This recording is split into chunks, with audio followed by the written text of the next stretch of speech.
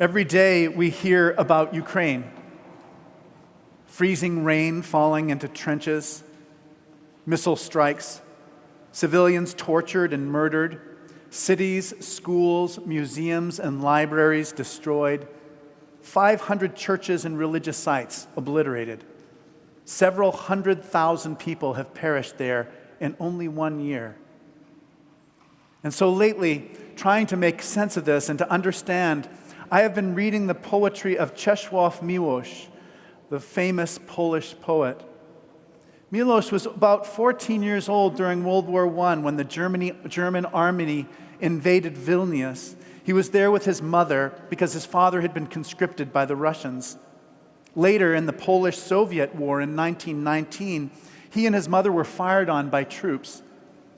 And then throughout World War II, Milosz secretly helped Jewish families to survive. He witnessed Nazi soldiers burning down Warsaw in August of 1944. And this is what he writes. I do not regret those years in Warsaw, which was, I believe, the most agonizing spot in the whole of terrorized Europe. Had I chosen emigration, my life would certainly have followed a very different course. But my knowledge of the crimes which Europe has witnessed in the 20th century would be less direct, less concrete than it is. After the war, for 6 years, Milosz served as the cultural attaché for the People's Republic of Poland until he made outspoken criticisms of the Soviet leadership, and it made it necessary for him to defect to the West.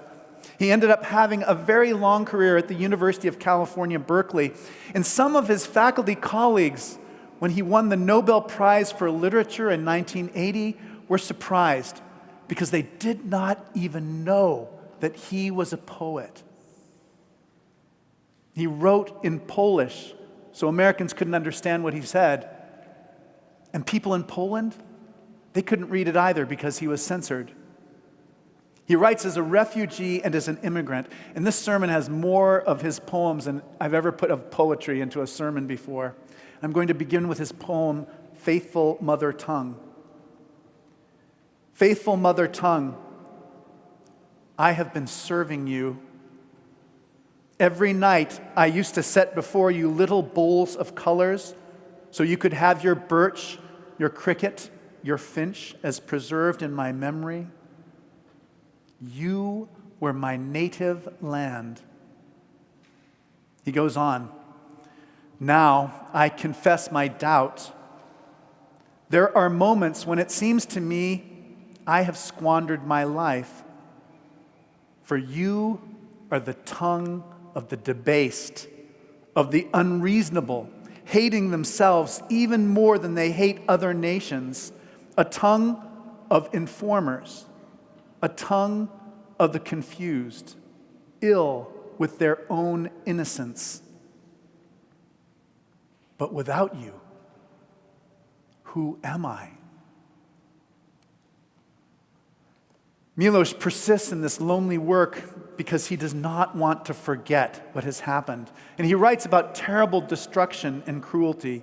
This is another poem he wrote. You who wronged a simple man, bursting into laughter at the crime, and kept a pack of fools around you to mix good and evil, to blur the line. Though everyone bowed down before you, saying, virtue and wisdom lit your way, do not feel safe. The poet remembers. You can kill one, but another is born. So why would I spend so much time deep into this reflection on human depravity? And I'll tell you, in part, it's because of Milosz's deep Christian faith. His belief helps him to see the beauty of the world, even in the midst of stark suffering. So I'm going to share this poem. It's called Veni Creator, Come Spirit. It's the music we sing when someone's ordained. And this is what he writes. Come, Holy Spirit, bending or not bending the grasses, appearing or not above our heads in a tongue of flame, at hay harvest, or when they plow in the orchards, or when snow covers crippled firs in the Sierra Nevada. I am only a man. I need visible signs. I tire easily building the stairway of abstraction. Many a time I asked you, you know it well, that the statue in the church lift its hand only once, just once, for me. But I understand that signs must be human. Therefore, call one man anywhere on earth, not me, after all, I have some decency, and allow me, when I look at him, to marvel at you. For Christians, the one who helps us to marvel at God is Jesus. And if we had only this one story this morning of Jesus with the Samaritan woman, and that was all we had from the Bible forever, that would be enough. Jesus talks longer to her than to his friends, the disciples, or to his family, or when he's defending himself in front of the authorities. She is the first person that he reveals himself to, the first one to realize who he is. She is the first person to tell others about Jesus, the first preacher, and we follow in her footsteps this morning. And so in a sign of respect for her, rather than calling her the Samaritan woman, let us give her a name and call her Leah for the sake of our conversation this morning. Now, recently, under pressure from the governor's office, the Florida Department of Education lobbied the College Board to remove certain ideas and methodologies from the advanced placement exam for the course in African American Studies. And one of the most important concepts that was erased is called intersectionality. Raise your hand if you know what intersectionality is. That's amazing. That's great that you've heard about it. It comes from the thinker Kimberly Crenshaw, and she wrote about it in 1989, and it's a very simple idea. She points out that race, gender, sexuality, disability, etc., that they intersect and uniquely shape our experience. So it means that if you are a wealthy, black, cisgendered, middle-aged man, that the world will look very different to you than it would to a black, trans teenager living on the streets of San Francisco. Now, of all the people for Jesus to talk to, Leah is a particularly interesting choice. So taking an intersectional approach, Leah is a triple outsider. First, she's a Samaritan. Samaritans were ostracized, regarded as a mixed-race people, descended from an Assyrian invaders and from the Jews who were left behind in the Babylonian captivity. The ancient historian Josephus writes about how Jews and Samaritans hated and murdered each other. Second, Leah is a woman. Women were not allowed to participate in public life. Every morning, faithful Jewish men would pray, and part of their morning prayer was, "Thank you, God, for not making me a woman."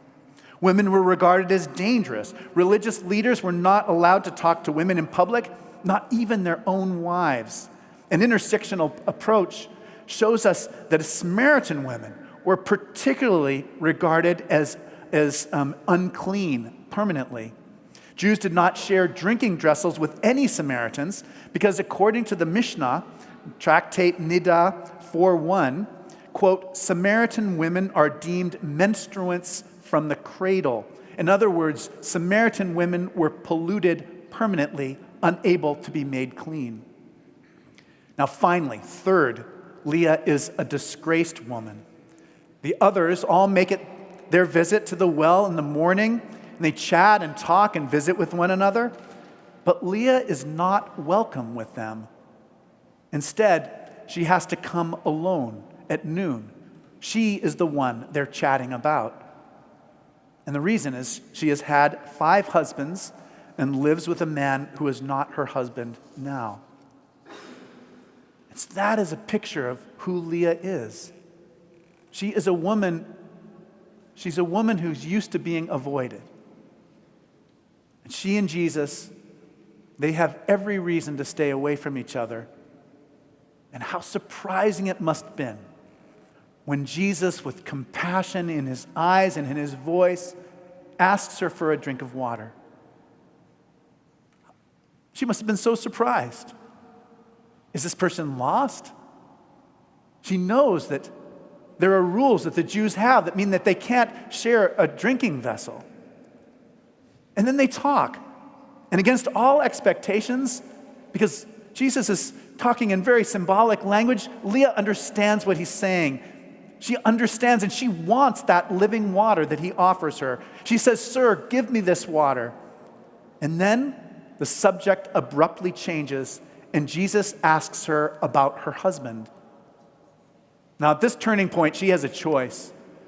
She can either say something like, "I thought we were talking about religion. Why are you getting so personal?"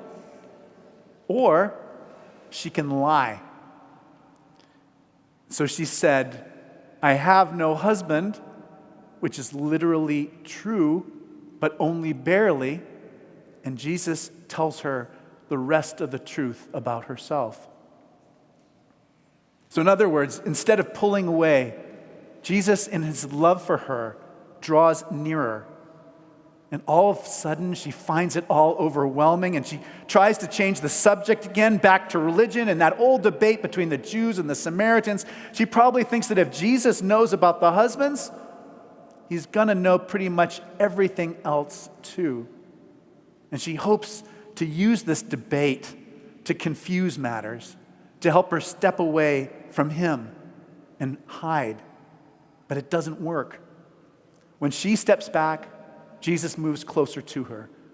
He will not let her simply slip away. Just as she tries to hide herself, he will show her who he really is. She says, "I know the Messiah is coming." And Jesus says, "I am he." Now, this is the first time he has told anyone, and it is a moment of complete honesty.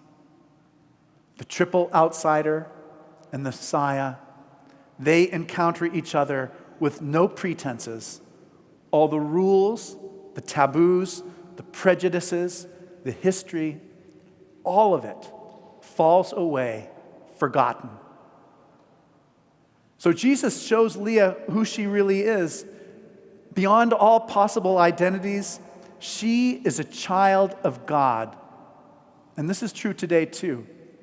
The Messiah is the one in whose presence we know who we really are. We come face to face with what is good in us, with what is bad in us, and with what our possibilities are for the future. The Messiah shows us ourselves by crossing all boundaries, breaking all rules, and speaking to us like someone who has known us for our entire life. And when we know we are children of God, we can go back to face people who we thought we never could face again. We can go and say with courage, "Come and see a man who told me everything I have ever done." Now, as a deeply faithful Christian poet, Czeslaw Milosz understood the way that Jesus gives us the possibility of a new beginning, beyond all the identities that we claim and all the identities that are put on us. He writes about this in one of his last poems. It's called Late Ripeness. It's the last poem in the book. "Not soon. As late as the approach of my 90th year, I felt a door opening in me, and I entered the clarity of early morning. One after another, my former lives were departing like ships together with their sorrow. And the countries, cities, gardens, the bays of seas assigned to my brush became closer, ready now to be described better than they were ever before. I was not separated from people. Grief and pity joined us. We forget, I kept saying, that we are all children of the King. For where we came from, there is no division into yes and no, into is, was, and will be. I knew always that I would be a worker in the vineyard, as are all men and women living at the same time, whether they are aware of it or not. I have learned so much from Jesus, from that long-distant Samaritan woman, and from Czeslaw Milosz. There is living water in the most agonizing spot in terrorized Europe. Even when we are isolated by loneliness, surrounded by strangers who do not understand, we have a visible sign.